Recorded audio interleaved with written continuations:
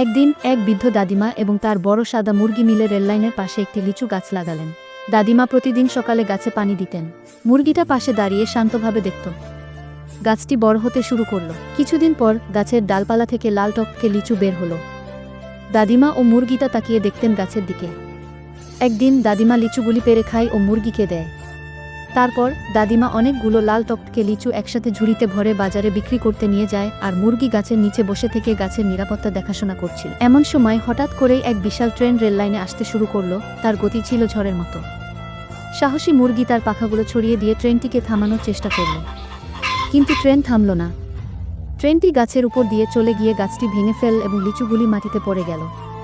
Train চলে গেল এবং গাছের উপর দিয়ে চলে গেলেও মুরগি আশ্চর্যজনকভাবে বেঁচে গেল।